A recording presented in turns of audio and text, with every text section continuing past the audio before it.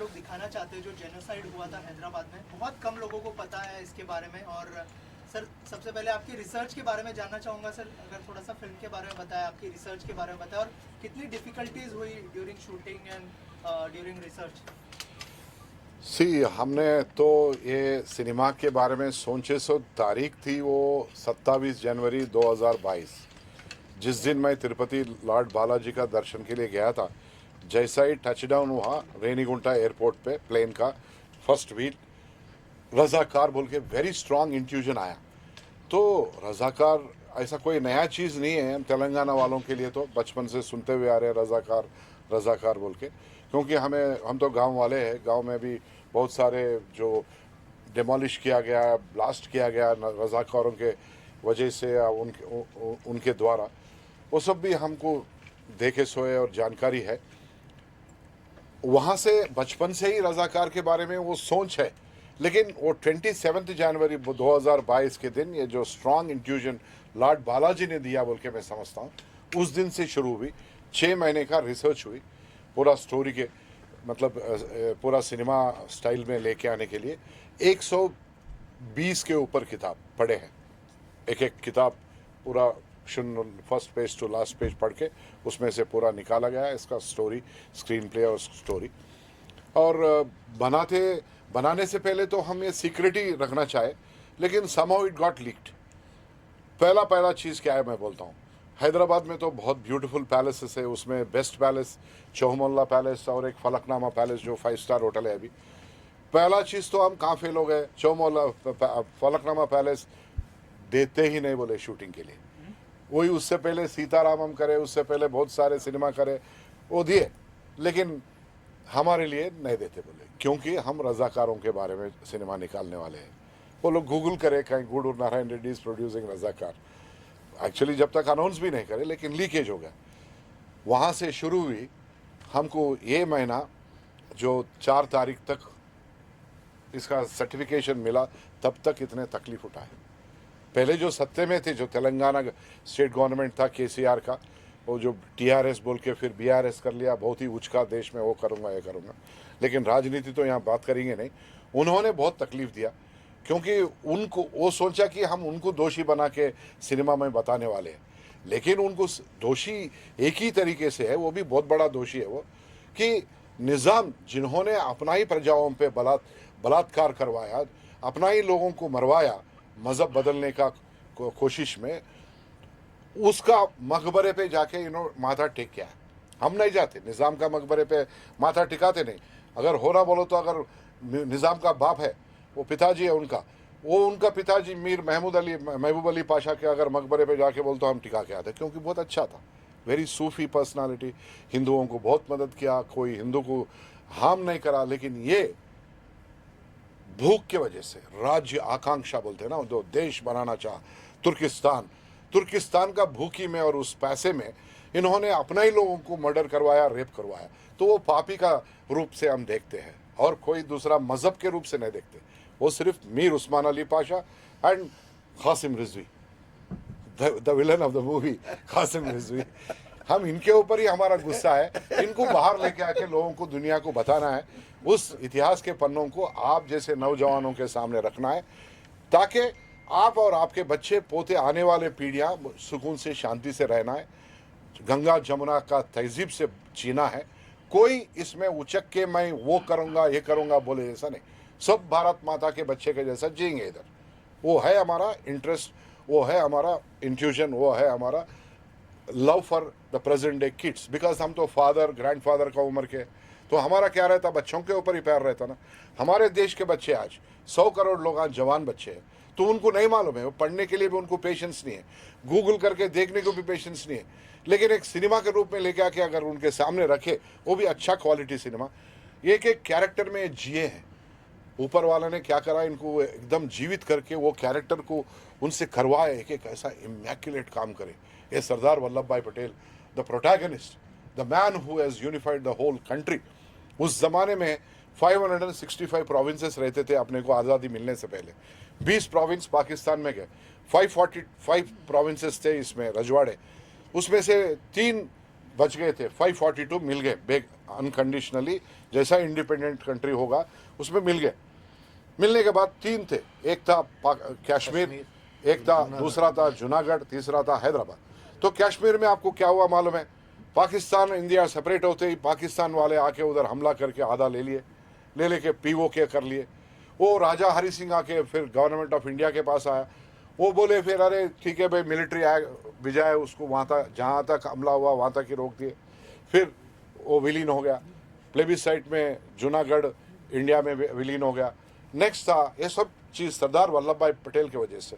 Third था निज़ाम का, ये जो हैदराबाद प्रोविंस, जिसमें इस प्रोविंस में आज का पूरा तेलंगाना है और 5 डिस्ट्रिक्ट इस महाराष्ट्र का है, आमची मुंबई का है 5 डिस्ट्रिक्ट, और 3 डिस्ट्रिक्ट कर्नाटका का है।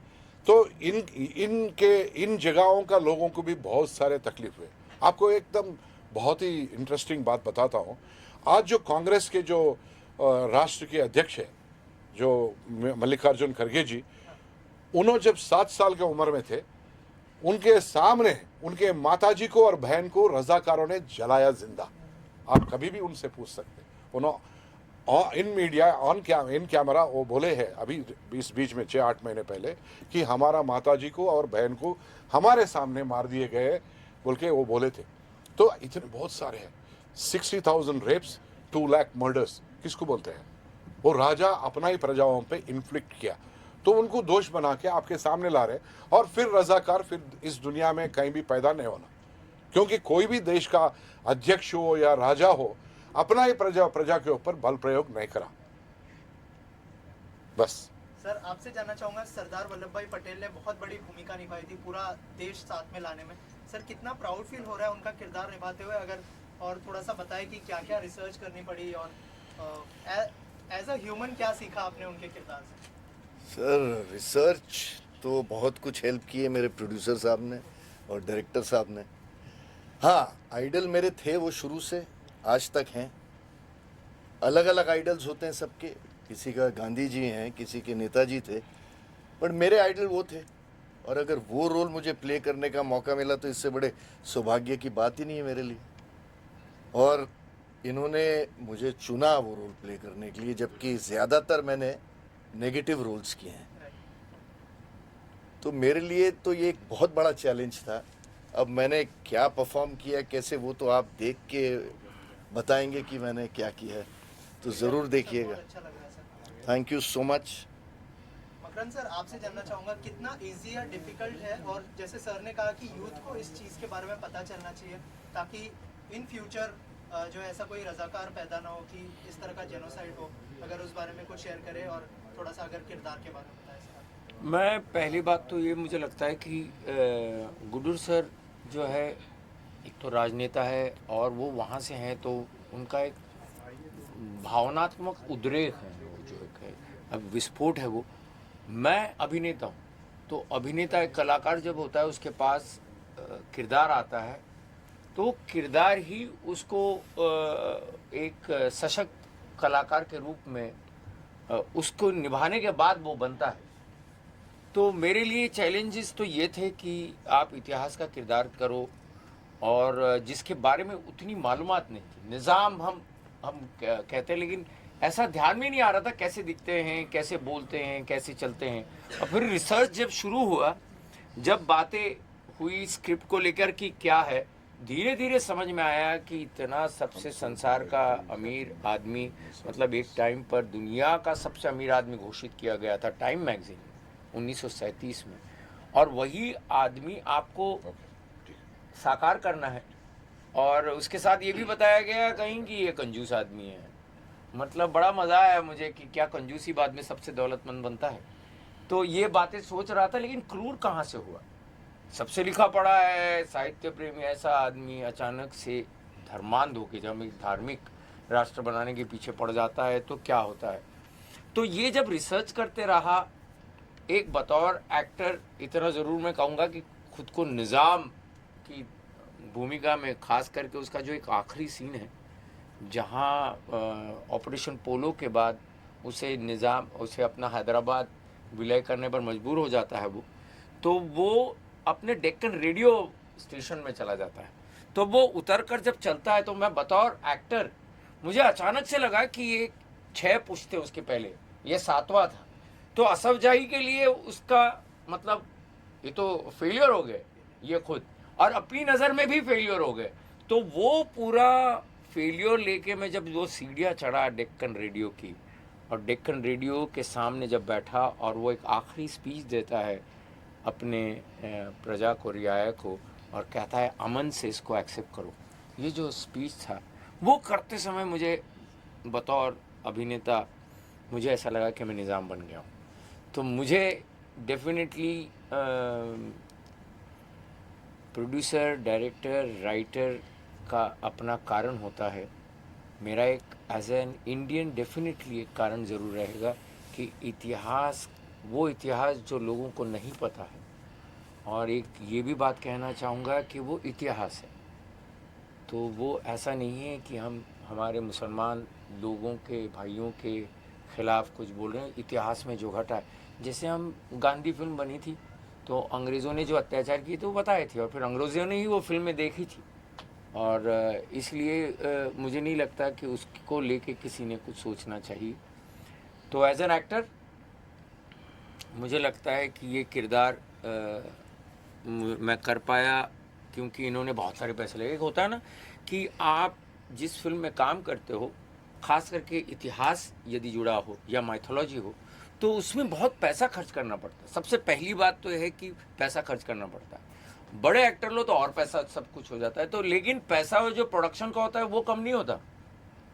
मतलब जो सेट खड़ा करने के लिए या जो एक्शन दिखाने के लिए, मुझे लगता है वो सब कुछ इन्होंने चार मीनार बनाए, 1,40,00,000 रुपए लगा के चार मीनार बनाए, और सीसी रोड्स बनाए, क्योंकि उस ज़माने में डांबर के रोड नहीं थे। जब मिलिट्री का परेड होता ना, तो we have to show exactly what was then. तो चार मीनार को पूरा ह्यूज स्ट्रक्चर, और नहीं तो सिनेमा में चार मीनार के पास तो अभी कुछ भी नहीं कर सकते आप, हर एकदम ऐसा जैम हो के पूरा वेंडर्स के साथ, फल बेचने वाला, बैंगल बेचने वाला और कुछ बेचने वाला, फोटोग्राफर्स, ये पूरे भरे हुए रहते। तो रियली 1946, 47, 48 को क्रिएट करना उतना आसान नहीं है। आप इमेजिनरी सीजीज बना के चल सकते, लेकिन हिस्ट्री को क्रिएट करना तो it has to be exact, print रहना पड़ता। तो जो क्वालिटी हमने निकाले हैं, ये शायद बाहुबली नहीं हो सकता, लेकिन ये राजमौली डायरेक्ट नहीं किया होगा, लेकिन हमारा जो याटा सत्यनारायण जो डायरेक्ट किया, ये जो गूडूर नारायण रेड्डी ने प्रोड्यूस किया, टॉप ऑर्डर सिनेमा है। इस बीच में नहीं तो सिनेमा इंडस्ट्री का हिस्ट्री में बड़ा हीरो या बड़ा हीरोइन को नहीं लगा के निकाले, सो एक ही सिनेमा है, हिस्ट्री में खट जाएगा। यही हमारे बड़े हैं, यही बड़े हैं।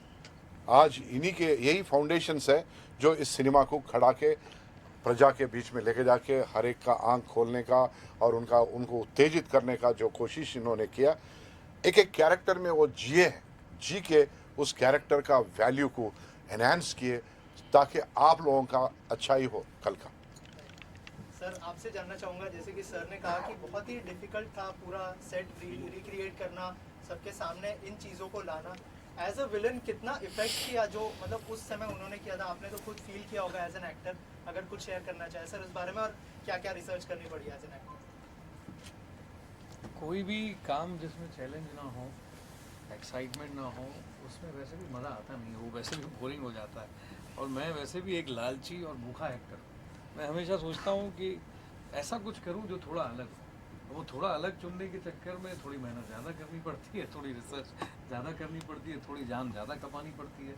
और रही बात इसकी तैयारी की, तो तैयारी का कोई एक फिक्स लाइन नहीं है मेरी कि मैं इस तरह से तैयारी करूँगा।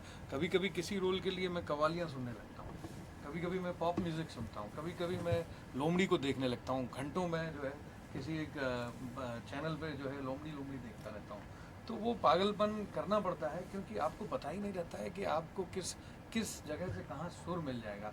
कहीं कहीं आपको, क्योंकि जब हम पेंटिंग बनाते हैं तो रफ स्केच पे आप पूरी तरह से पेंटिंग के ग्राफ को तय नहीं कर पाते हैं।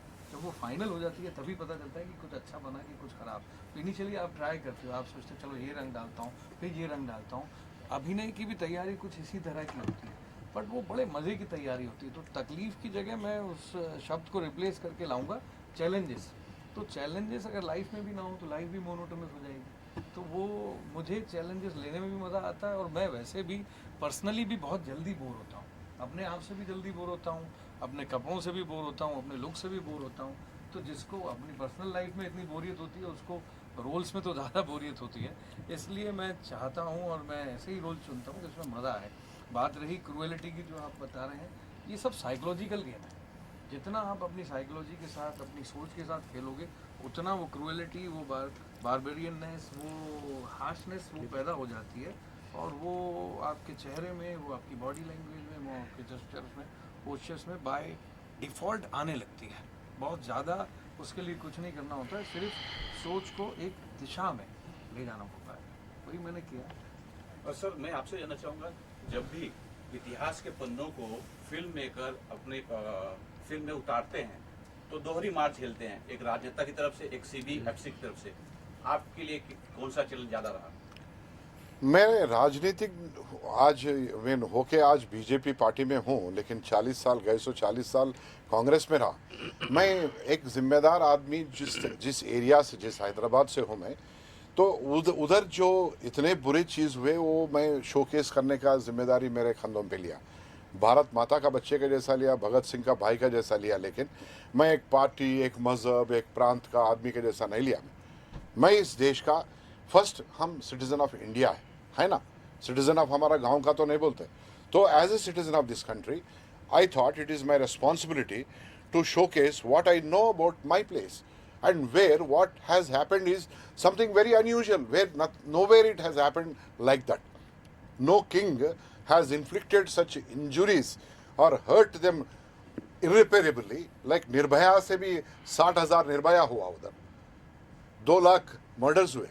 तो किसको बोलते हैं? ये बहुत बड़ा जेनोसाइड है, साइलेंट जेनोसाइड ऑफ हैदराबाद, उसलिए बोल रहे, एकदम निशब्द मारण होम है। सर, आपसे जानना चाहोगी, जब ये फिल्म लाना बहुत एक चैलेंज की बात है, जब टीजर और ट्रेलर रिलीज हुआ था तो सोशल मीन्स काफी ट्रोल हुआ, या फिर आपको कोई धमकी भरा कॉल वगैरह आया कभी? हाँ, बहुत सारे धमकियाँ हुए, कम से कम 1100 धमकियाँ, 1106 धमकियाँ हैं अभी तक तो, कि मार देते, काट देते, वो करते, ये करते। मैं बोला ठीक है, man, life and death is simple, it is like U turn the light of, it light is gone, turn the light on, light is on. So I am, as long as I am living, I have made my history. I have already got my cinema into the domain of the universe. So even if I die or live, what does it matter? I have done my part. So you can't eliminate or erase what I have created, right? So those people, whoever wants to inflict injury on me, they'll be failing in their life miserably, because I am doing with a good intention to enlighten my youth, my people, my children, my nephews, my daughters, my daughter-in-laws of the universe. I am enlightening them so that no other Rizakar will take birth in this country and inflict injuries on their own countrymen. I am making, you have to understand it very subtly. So any person who has that evil mind or evil design will nullify himself. He will stop, he will henceforth desist from doing any kind of such idiotic things in the world. We have to live. Ganga Jamuna तहजीब से जिएंगे, parallel जिएंगे। आपको हम सलाम बोलेंगे, आपको आप हमारे को नमस्ते नहीं बोले तो परवाने के, आपको सत श्री अकाल बोलेंगे, आपको और शब्बे क्या बोलते हो, अमिताभ बच्चन तो बोलते रहते हैं, आपका कौन भरेगा करोड़ में। हमारे को बहुत, हमारे साउथ भाषा तो मैं बहुत वनक्कम बोल सकता हूँ, सत श्री अकाल बोल सकता हूँ, नमस्कार बोल सकता हूँ, कूदकुंडू बोल सकता हूँ, ऐसे सब चीज़ बोल सकता हूँ। अच्छा, हमारा सिनेमा का अभिनेत्री आई है, तो I will introduce, she is Anushriya Tripathi. ये सिनेमा में डेब्यू की है, तो उनका फ्लाइट लेट होने की वजह से कुछ ये हुआ। और कुछ प्रश्न है मेरे लिए? It was a wonderful experience because ये मेरा डेब्यू है, एंड एक फर्स्ट टाइम एक्टर के लिए it's such a blessed opportunity कि इतने बड़े एक्टर्स के साथ काम करना, इनके साथ मकरन जी के साथ स्क्रीन शेयर करना, और ये मेरे लिए I am really thankful to my producer Guddu Narayan Reddy ji and my director Yata Satyanarayana ji for giving me this opportunity. It was a wonderful experience. Thank you. Also sir, आपसे जानना चाहूँगा, जैसे आपने कहा कि बड़े एक्टर्स तो नहीं है, लेकिन आपको बेस्ट एक्टर्स मिले, थोड़ा सा अगर बताएं कि कैसे कास्टिंग हुई, क्या सोचा था आपने, क्या पहले से? I would like to underline one point, बड़े एक्टर ये बड़े हैं, मेरा मतलब है एस्टेब्लिश हीरोज, सलमान खान, आमिर खान, हमारा कौन है वो बन्नी, या नहीं तो शाहरुख खान, ऐसे लोग मैं उनके लिए कोशिश भी नहीं किया, बॉलीवुड में तो आई कैनॉट इवन अफोर्ड, मैं टॉलीवुड में किया. I mean, categorically I'm telling, nobody had the guts to come and act in this movie. Yes, I don't mind being on record saying these words, because no one had. No, it's a delicate. What is delicate? I don't understand. You're not hurting anybody. You're only bringing out the history in front of the people. So anyway, I thought whatever may happen, but they are God sent messengers in this movie. Each person, Makaran Deshpande, he will act like original Nizam. वो तो निज़ाम जरा झुका हुआ रहता है, ये लंबा है, 5'10" है, वो 5'3" है, 7 इंचेस को उन्होंने कंट्रोल किया उन्होंने उनके झुकावट में. तो ये है इतना डेंजरस आदमी, सच ए ड्रेडफुल पर्सनालिटी.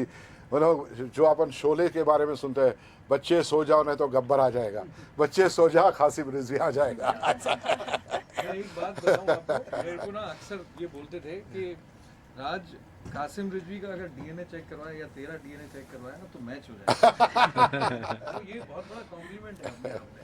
तो कई बार बोलते थे पुनर्जन्म हो गया है कासिम रिजवी का, 2-3 बार. Yeah, the day he came for look test, he came and sat in front of me. मैं मेरा फोन से फोटो लिया और मैं तुरंत किसी को भिजाया, कैसा लग रहा है, अरे क्या है, कौन कासिम रिजवी पैदा हो क्या है क्या, ऐसा था. एंड सरदार वल्लभ भाई पटेल, ये हम तो सरदार वल्लभ भाई पटेल, मैं उसी कॉलेज में पढ़ा, तो कैसा, he is a hero actually. Hero को क्या करे, उस जमाने में भी मार्केटिंग कर लेके महात्मा गांधी और जवाहरलाल नेहरू बना दिए. सरदार वल्लभ भाई Patel actually should be number 2, और गांधी के बाद में सरदार वल्लभ भाई पटेल रहना चाहिए. नेहरू जी इस देश के लिए अन्याय किए, क्योंकि हादसे हो रहे, ठंडा बैठे हुए, क्या बोलो तो, अरे स्टैंड स्टिल अग्रीमेंट दिया ना. अरे स्टैंड स्टिल अग्रीमेंट देने के बाद भी अगर मेरा प्लॉट है, मैं आपको बेच दिया, अग्रीमेंट करा, तो आप घर बनाना शुरू करते without even agreement in that document. तो क्या करे, तो मैं आपके ऊपर कार्रवाई चलाता हूँ ना, पुलिस के पास जाता हूँ, कोर्ट को जाके रेसिस्ट नहीं करे जैसा रेस्ट्रेंट ऑर्डर लाता हूँ. मैं प्रधानमंत्री होके ठंडा बैठे, उस टाइम पे उन्हीं का जो मंत्री है, home minister, deputy prime minister Sardar Vallabh भाई पटेल ने इस देश को टूटने से बचाया, इस देश को कैंसर होने से बचाया, फिर बंटवारा होने से बचवाया इस देश को, वो है सरदार वल्लभ भाई पटेल. उनको आज अपन पूरे नमन करना है, उनको सैल्यूट करना है. उसके वजह से 3 दिन पहले हम जाके बारूच में जाके उनके कदमों पे पुष्प लगा के उनको हम प्रेयर करके आए, उनको थैंक यू बोल के आए, क्योंकि उनके वजह से आज हम लोग सच्चा हवा ले रहे. नहीं तो आतंकवादी फैलाने वाले पाकिस्तान में आज 1 किलो आटा के लिए अपन परेशान होते थे हम हैदराबाद में, क्योंकि तुर्किस्तान रहता था, वो पाकिस्तान के भाई बन के रहता था, कितना बुरा रहता था. हैदराबाद का बिरयानी आप कभी नहीं खा सकते थे, क्योंकि दूसरा देश को जाते थे आप उसमें, अगर वो इसमें नहीं जुड़ा तो इतने सारे ब्यूटीफुल थिंग्स है. एंड इसमें आप सोचेंगे सिर्फ ओनली एक्शन है. Here is a glamorous lady who has even parted with her glamour in the movie also. तो there is glamour also. Sir एक चीज़ पूछना था, एक्शन काफ़ी अलग है, काफ़ी डिफरेंट और काफ़ी शॉकिंग है जी. और जो इतना आसान नहीं होता है, वो आपने कैसे मैनेज किया बताना, या इतने कम बजट एक्चुअली में? जितने हादसे हुए हम न्याय तो नहीं करे, लेकिन अन्याय भी नहीं करे कि सिनेमा प्रोड्यूस करने में 60,000 बलात्कार, 2 लाख मर्डर्स को हम इसमें तो पूरा नहीं बता सकते. 2-3 बलात्कार बताए, वो भी बहुत हेवी दिख रहा है सिनेमा में, उसमें भी थोड़ा हम कटिंग फिटिंग करके अभी नया हिंदी वर्जन के लिए तो थोड़ा कम करके लेके आ रहे, क्योंकि सिनेमा को ग्रिप में लगाना है, फास्ट, ऐसा मतलब कहीं बोरिंग नहीं होना. तो we have tried our best to portray the best possible manner. और CG इफेक्ट्स भी है इसमें, बहुत सारे, कम से कम 8 करोड़ रुपए का CG है इसमें, कंप्यूटर ग्राफिक्स भी है इसमें, क्योंकि we had to create that 1946, 47, 48. We had to show the exact vehicles, we had to show the palaces, furniture and jewelry and all that. So we did our best. We only wish and pray and appeal to all the citizens of this country and also outsiders through you to watch this movie at least once. हर भारतीय ये देखना है, irrespective of their मजहब. Every friend of this country must watch this movie. Every बहन हमारी, every माता जी इस cinema को देखना बोल के मेरा अपील है आपके जरिए. सर जो अपोजिशन है वो लोग बोल रहे हैं कि प्रोपोगेंडा हो सकता है और ये सब, तो अगर थोड़ा सा कुछ कहना चाहे आप, अगर कोई मैसेज नहीं, अपोजिशन कौन, अपोजिशन कांग्रेस पार्टी तो इस इतिहास को उस पन्नों के ऊपर खून लगा के ऐसा पाँव से कुचल दिया. कांग्रेस क्या बोलती है, कांग्रेस के वजह से इस देश इतना खराब हुआ है. मैं कोई और दूसरा इससे ज़्यादा वो लोग आ सकते क्या फिर सत्य में? कभी नहीं आ सकते. अंडरलाइन कर लो, देश में कभी नहीं आ सकते. और वो लोग वही बात करते, वो लोग तो शव के ऊपर मुरमुरे खाने वाले हैं कांग्रेस वाले, डेड बॉडी के ऊपर मुरमुरे खाने वाले कांग्रेस वाले, क्योंकि उन लोगों को बंटवारे में ही उन लोगों का जीवन है। Divide and rule, appease some community and take votes. As a politician नहीं बात करो तो अगर आप बोले मेंशन करे बोल के मैं उनका नाम ले रहा हूँ, they go for appeasement of people, communities.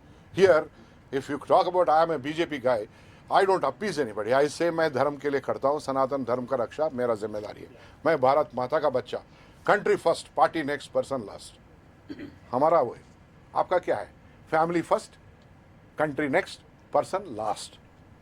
लेकिन सर, जब से बीजेपी सरकार आई है तब से ये टाइप की मूवी बन रही है।